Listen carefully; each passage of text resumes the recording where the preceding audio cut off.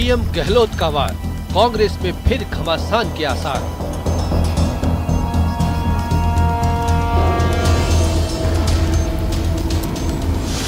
गहलोत की पायलट पर बयानों की बमबारी।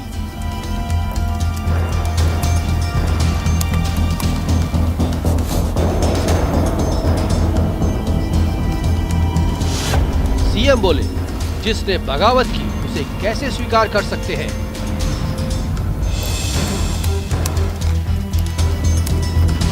पायलट का गहलोत पर पलटवार, पता नहीं कौन देता है उन्हें ये एडवाइस। मैं नहीं जानता हूं कि उनको एडवाइस कौन करता है या किसके कहने पर ऐसी बातें बोली जाती हैं, लेकिन आज से पहले भी अशोक गहलोत जी ने बहुत सारी बातें मेरे बारे में बोली।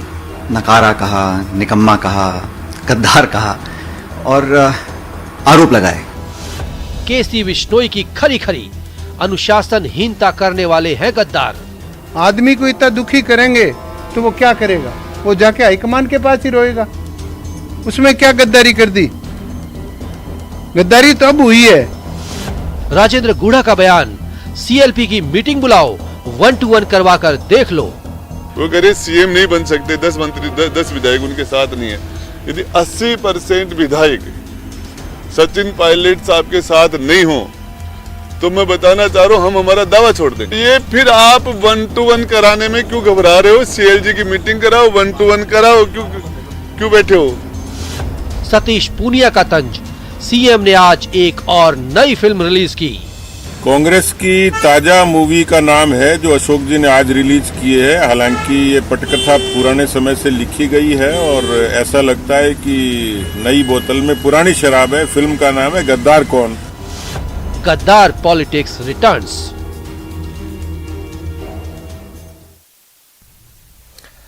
स्वागत है आप सभी का। आप देख रहे हैं प्राइम डिबेट। आपके साथ मैं हूं स्वप्निल। राहुल गांधी की भारत जोड़ो यात्रा के प्रदेश में दाखिल होने से पहले कांग्रेस में खींचतान चरम पर पहुंच चुकी है। मुख्यमंत्री अशोक गहलोत ने सचिन पायलट पर अब तक का सबसे बड़ा हमला बोला। इसके बाद सचिन पायलट का जवाब भी आया और इस बीच बीजेपी ने कांग्रेस पर तंज भी कसे, लेकिन कुछ सवाल तो बीजेपी पर भी खड़े हुए हैं। आज प्राइम डिबेट में इसी नए सियासी घटनाक्रम पर बातचीत करेंगे। सबसे पहले जान लीजिए प्राइम डिबेट के प्राइम सवाल। सवाल नंबर 1, जिस तरह से कलह जारी है, सुलह की बारी है, लेकिन क्या सुलह की गुंजाइश बाकी रह गई है? क्या अब भी बची है? यह है सवाल नंबर 1। सवाल नंबर 2, सीएम अशोक गहलोत जो 10 करोड़ वाली बात कह रहे हैं, यानी लेन देन की खरीद फरोख्त की बात कर रहे हैं और कह रहे हैं कि उनके पास सबूत है, तो वो उसे पेश क्यों नहीं कर रहे? और साथ ही सवाल नंबर 3, क्या सोच समझ कर, क्योंकि देखिए सियासत का जादूगर सीएम अशोक गहलोत को कहा जाता है, ऐसे में ये सवाल नंबर 3 बड़ा मौजू हो जाता है। क्या सोच समझ कर इस तरह से बयानबाजी की गई, इस तरह के जवाब इंटरव्यू में दिए गए ताकि आला कमान तक एक खास संदेश पहुंचे? यह है सवाल नंबर 3। आज करेंगे इसी पर चर्चा। मेरे साथ जो गेस्ट पैनल जुड़ रहा है, आइए मैं आपको इंट्रोड्यूस करवा देता हूं। मेरे साथ जुड़ रहे हैं सुरेश मिश्रा जी, कांग्रेस नेता है, लक्ष्मीकांत भारद्वाज जी, बीजेपी नेता है, मिथिलेश जैमिनी जी वरिष्ठ पत्रकार हैं और निरंजन पोद्दार जी राजनीतिक विश्लेषक हैं। आप सभी का स्वागत है न्यूज 18 राजस्थान पर। सुरेश मिश्रा जी, आपसे शुरुआत करना चाहता हूं। सुरेश मिश्रा जी, मुझे याद है कि सीएम अशोक गहलोत पहले भी सचिन पायलट को लेकर काफी उग्र भाषा का प्रयोग कर चुके, लेकिन उस हमले में और इस हमले में 2.5 साल का गैप है। एकाएक ये तीखापन फिर से क्यों आ गया? देखिए, मैं करूं तो कलेक्टर ढीला, आप करो तो रासलीला। जो पिछले 25 सितंबर को घटनाक्रम हुआ और उसके बाद में जाके के अशोक गहलोत जी ने जाके माफी मांगी सोनिया गांधी जी से और कहा कि मैंने जो कुछ हुआ घटनाक्रम उसके लिए माफी मांगी है, तो मेरा ही मानना है कि इतने सीनियर नेता को इस प्रकार की भाषा का उपयोग नहीं करना चाहिए। राजस्थान में निश्चित रूप से जो कांग्रेस की सरकार बनी, उस सरकार को लाने में सचिन पायलट जी का सबसे बड़ा योगदान रहा। पायलट साहब ने दिन रात मेहनत करी। राजस्थान में 21 सीटों से हम लोग 100 सीटों तक पहुंचे, तो ये उनकी मेहनत का ही काम था। और उसके बाद में जब ये मुख्यमंत्री बन गए तो उसके बाद में किस प्रकार का राजस्थान में माहौल बना सब लोग देख रहे थे। मैं मुख्यमंत्री जी के, अशोक गहलोत जी के बहुत से मुझे एक बात समझाइए, 2019-2020 का प्रकरण था क्या? आखिर क्यों नाराजगी थी? आखिर क्यों अलग राज्य में जाकर बैठना पड़ा अगर सब कुछ एकजुट वाली ही स्थिति थी? और क्यों आखिर ये गद्दार का तमगा इनवाइट किया गया? देखिए स्वप्निल जी, जिस प्रकार से राजस्थान में उस समय स्थितियां बन रही थी, इनको एसीबी का नोटिस मिल रहा था, गिरफ्तारी करने की साजिश रची जा रही थी। इस बात की शिकायत करने के लिए आला कमान से मिलने के लिए श्री सचिन पायलट जी और हमारी उनकी पूरी टीम गई थी और आला कमान ने पूरी बात को समझा और उसके बाद में तय हुआ। और उसके बाद आज 2.5 साल हो गए इस बात को। आपने 5 मंत्री बना दिए। आपने स्वर्गीय भंवरलाल शर्मा जी की अभी जाके पुण्यतिथि पर वहां पहुंच के आपने उनको कहा कि हमारे कांग्रेस के कद्दावर नेता थे। तो ये सब बातें उस समय क्यों याद नहीं है आपको? आपको अचानक याद आता है क्योंकि अब ये स्थितियां पैदा हो रही है कि राजस्थान में तो अब कांग्रेस एकजुट नहीं है, कांग्रेस में मतभेद नहीं बल्कि मतभेद की स्थिति है। देखिए राजनीति में हर व्यक्ति की महत्वाकांक्षा होती है। अशोक गहलोत जी राजस्थान में 3 बार मुख्यमंत्री रह चुके हैं। मेरा ही मानना है, मेरा व्यक्तिगत आग्रह भी है उनसे कि मुख्यमंत्री 3 बार आप रह लिए, अब युवाओं को आगे आने का मौका अवसर दें। सचिन पायलट जी के नेतृत्व में अगर कांग्रेस की सरकार बनाना चाहते हैं हम लोग तो चुनाव लड़ें और तब जीत हमारी पक्की होगी। और अगर इसी प्रकार से नुक्ताचीनी करते रहेंगे तो निश्चित रूप से पार्टी का भला नहीं होने वाला। पायलट साहब एक बार भी अभी तक नहीं, लेकिन सुरेश जी मुझे एक बात बताइए, इंटरेस्टिंगली आपने कहा 3 बार मुख्यमंत्री बन चुके हैं, लेकिन तीसरी बार का कार्यकाल अभी पूरा तरीके से खत्म भी तो नहीं हुआ है। तो उतना वेट या उस वेट के बीच में 2-3 बार इस तरह के प्रकरण। स्वप्निल जी जब इनको मुख्यमंत्री बने राजस्थान के क्या क्या रिजल्ट आए सबको मालूम है। और ये आज इन्होंने जो बयान दिया ये बिल्कुल इन जैसे व्यक्ति के लिए गौरवशाली नहीं है। ठीक है, इतने बड़े कद के कद्दावर नेता के माध्यम से होने के बाद आप इस प्रकार की भाषा का उपयोग कर रहे हैं, इस तरह से कुछ है उस तरह की स्थिति। मिथिलेश जी मैं आपके पास आना चाहता हूं। ये जो पूरा बयान आपने भी देखा है, मैंने भी देखा है, और उस बयान में कहीं भी मारवाड़ का गांधी नहीं झलक रहा है, सिर्फ और सिर्फ सियासत का जादूगर झलक रहा है।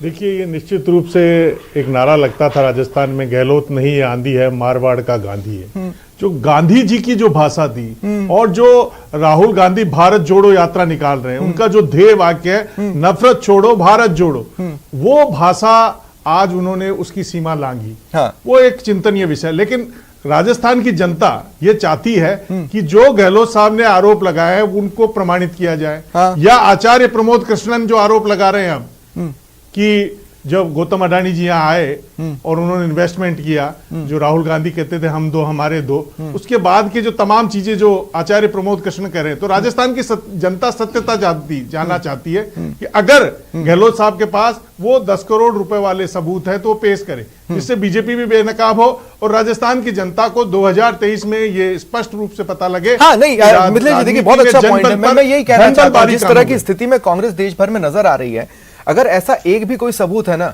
अगर उसको सामने ला दें या उसके बेसिस पर कोर्ट में चले जाएं, विश्वास मानिए उसका फायदा कांग्रेस को मिलेगा और नुकसान बीजेपी को उठाना है। तो फिर इतने समय तक आप अपने पास रखकर उसका कर क्या रहे?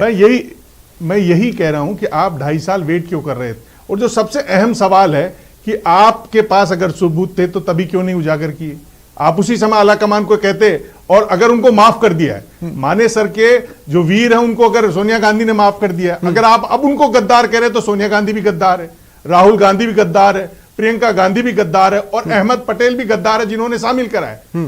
और फिर आप उनको अपने हेलीकॉप्टर में बिठा के क्यों लेके गए उपचुनाव में? क्या जरूरत थी जब आपको पता है ये गद्दार ही? आप जो आज राजेंद्र गुड़ा ने कहा कि 5 लोगों को आपने मंत्री क्यों बनाया, अगर आपको पता है ये गद्दार ही है, तो ये तमाम चीजें हैं जो जनता, राजस्थान की जनता जवाब चाहती है। क्योंकि आपको 2023 में चुनाव में जाना है। गहलोत साहब ने साफ कहा कि मुझे इच्छा है कि वापस राजस्थान में कांग्रेस रिपीट हो, उसके लिए अगर मुझे भी विड्रॉ करना है तो कर लीजिए। लेकिन जो तमाम आज का बयान है वो एक मौका है कि सुबह एक तस्वीर आती है हंसता हुआ, जो अशोक सचिन पायलट का चेहरा दोनों बहन भाइयों के बीच में आता है, उसके बाद में राजस्थान में सियासी भूचाल और उबाल आ जाता है। और जो कहते हैं ना, जो दिल की बात जुबा पर आई, होठों में छुपा के एक राज था जो आज ठीक है फट गया पूरा राजस्थान में एक। लेकिन गहलोत साहब का जो एक कद था, जो एक सियासी उनकी सफर था, 42 साल की जो राजनीतिक तपस्या थी, ठीक है मिथिलेश जी, मैं आगे भी आपके पास आऊंगा, लेकिन अब मैं चलूंगा निरंजन पोद्दार जी आपके पास। निरंजन पोद्दार जी, कई बार ना कई लोगों को लगता है कि कोटा में कचौड़ी खा ली तो इससे बेहतर कुछ नहीं हो सकता, फिर वो अजमेर के एक हिस्से में पहुंचते हैं तो उन्हें वो कचौड़ा उनको मिलता है तो पता चलता है ये तो साइज में भी बहुत ज्यादा बड़ा है और 3-4 दिन तक खराब भी नहीं होता। फिर उनको लगता है कि नहीं, कचौड़े से बड़ा कुछ नहीं हो सकता है अगर वो सियासत में हो तो, और वो भी वाया सीएम गहलोत सामने आए। देखिए स्वप्निल जी, ये चीज अभी भविष्य के गर्भ में है कि अशोक गहलोत जी ने जिस तरीके से इस बार खुले में 2020 मैच खेला है और जिस तरीके से इन्होंने चौके छक्के मारे हैं, इतना स्पष्ट और इतना सीधा और इतना बड़ा हमला ऐसे ही इन्होंने ऐसे नहीं किया होगा। और ना अशोक गहलोत जी इतने कच्चे खिलाड़ी हैं राजनीति के, इनकी कोई जबान फिसल गई होगी।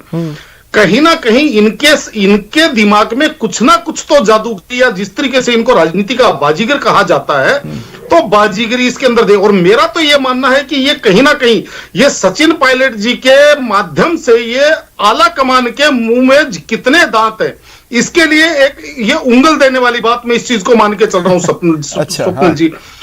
और साथ में इसके अंदर स्थिति यह है कि अभी देखिए जिस तरीके से फिर उसके बाद में सचिन पायलट जी ने एकदम सधी हुई प्रतिक्रिया दी है, इससे देखिए दो मतलब इससे निकाले जा सकते हैं कि आज की तारीख में सचिन पायलट जी जो अभी दो साल पहले 2.5 साल पे जो एक घाव हुआ था कांग्रेस प्रदेश कांग्रेस, सचिन पायलट मैच्योर हो गए, इसके संकेत तो बीते 6 महीने से मिल रहे हैं ना। लेकिन हाल ही में जो सचिन पायलट ने सीधे आला कमान से कहा कि कार्रवाई करिए, अब कितना वेट करें, ये ट्रिगर पॉइंट रहा गहलोत के लिए, सीएम गहलोत के लिए? नहीं स्वप्निल जी, निश्चित रूप से मैं आपको वही बात उसी बात पे लेके जाना चाह रहा था कि जिस तरीके से अशोक गहलोत जी ने 2-2.5 साल पहले वाला जो घाव है, उस घाव को कुरेदा है और उस घाव को हरा किया है।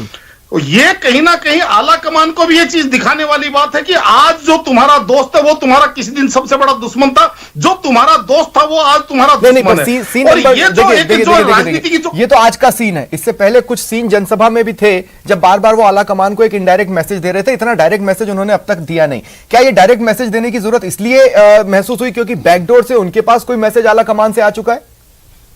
नहीं, निश्चित रूप से स्वप्निल जी, ये तो देखिए जिस दिन यहाँ पे ऑब्जर्वर आए थे और यहाँ पे जो घटनाक्रम उस टाइम हुआ था अशोक गहलोत जी का और बाण में विधायक का, और जिस तरीके से उन्होंने कांग्रेस, राजस्थान कांग्रेस को 102 के फेर में फंसाया हुआ है कि 102 में आप मुख्यमंत्री बनाइए, 102 में मुख्यमंत्री बनाइए, और उसके बाद में यहां से ऑब्जर्वर जो यहाँ के हाई कमांड के जो प्रतिनिधि होते हैं वो नाराज होकर के गए, और इनको लगा कि भाई ये अब धीरे धीरे करके भविष्य की कांग्रेस की जो भविष्य की राजनीति है उसमें कहीं ना कहीं मेरी कोई विशेष जगह बच नहीं रही। तो इन्होंने कहीं ना कहीं, मुझे ऐसा लग रहा है कि एक नई राजनीतिक धारा खोलने का प्रयास किया है ये। हाँ, हालांकि कुछ पुरानी धाराओं को भी अपने साथ जोड़े रखा है, जैसे बीजेपी पर वार कसना।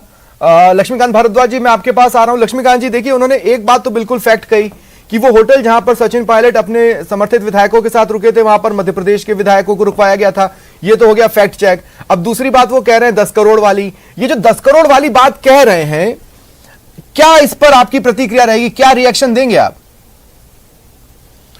देखिए, सबसे पहले तो मैं आपको बताना चाहता हूं कि जो आज भारत जोड़ो यात्रा के राहुल गांधी जी के सम्मान में जो स्वागत भाषण अशोक गहलोत जी ने पढ़ा है, निश्चित रूप से वो आज के कांग्रेस की स्थिति को खूब बयान कर रहा है। 10 करोड़ का बयान दे दे, मानेसर का बयान दे दे, उससे दे दे, उससे अपना झूठ नहीं छिपा सकते। वो मुख्यमंत्री हैं, सरपंच नहीं है। उनके पास पुलिस है, उनके पास अपनी एजेंसीज हैं, उनके पास सब कुछ है। आज 2 साल बाद वो बयान कर रहे हैं कि मेरे पास सबूत और 10 करोड़ रुपए की रिश्वत भारतीय जनता पार्टी ने दी है। तो 2 साल से क्या कर रहे थे वो? इसका मतलब गद्दार वो है। उन्होंने उससे गद्दारी की, उस संविधान से जिसकी शपथ लेकर वो वहां पर बैठे हुए हैं। आपको याद होगा जब ये प्रकरण चला था तब एसओजी की एक एफआईआर हुई थी और एसईबी की भी एक एफआईआर दर्ज हुई थी। उसमें कई लोगों की फोन टेपिंग इनको करने की बात इन्होंने करी थी। उसमें एक भंवरलाल शर्मा जी जो आज दिवंगत हो गए और उनकी जगह चुनाव हो रहा है, उनके बेटे कांग्रेस पार्टी से चुनाव लड़ रहे हैं, वो भी एक उसमें शामिल थे। लक्ष्मीकांत जी, एक बात पूछूं उनके ऊपर भी। लक्ष्मीकांत जी, एक बात पूछूं, किसी भी तरह का सबूत रखना और किसी भी तरह की जांच में का सियासत में एक पर्टिकुलर टाइमिंग होता है जिसके आधार पर यह कहा जाता है कि नहीं, ऊपर से करवाया गया। आप मेरी बात समझ रहे हैं मैं आपसे क्या कह रहा हूं? हो सकता है वो टाइमिंग का इंतजार कर रहे हो, कितनी सच्चाई हो सकती है उस बात पे? देखिए स्वप्निल जी, वो आप नहीं है, वो मैं नहीं हूं या सुरेश मिश्रा जी नहीं है, वो मुख्यमंत्री हैं। आप इस बात को भूल रहे हैं। और मुख्यमंत्री के राज में कोई व्यक्ति 10 करोड़ रुपए की रिश्वत दे और मुख्यमंत्री को पता हो, राज्य में कहा, दिल्ली में, और वो कार्रवाई नहीं करे, मेरे बात पूरी दिल्ली में कार्रवाई नहीं करे, पुलिस आपके हाथ में है, कार्रवाई ना करे, वो दिल्ली में पुलिस आपके हाथ में है ना लक्ष्मीकांत जी। आप समझ ही नहीं रहे सर। आप कह रहे मेरी सरकार गिराने के लिए भारतीय जनता पार्टी ने 10 करोड़ रुपए की रिश्वत दी। इसकी बात मुझे पता है, भले ही वो कलकत्ता में हुई हो, तो क्या उसकी एफआईआर राजस्थान में नहीं हो सकती? आपने राजस्थान में उसकी एफआईआर दर्ज नहीं की थी? उसकी दर्ज एफआईआर की नहीं थी एसओजी में, आपने एसईबी में की नहीं थी। उन एफआईआर को आपने रद्दी के टोकरे में क्यों डाल दिया? आपको ये बताना पड़ेगा, क्योंकि आज आपकी स्थिति ये है कि आपकी सरकार डामाडोल हो रही है। और आपकी सरकार डामाडोल हो रही है। मैं इसीलिए सुरेश मिश्रा जी आपके पास आ रहा हूं। मतलब मैंने कभी नहीं देखा कि भ्रष्टाचार के बहुत सबूत हो और उसको रखकर कोई बैठे रहे अपने जर्नलिज्म के कैरियर में?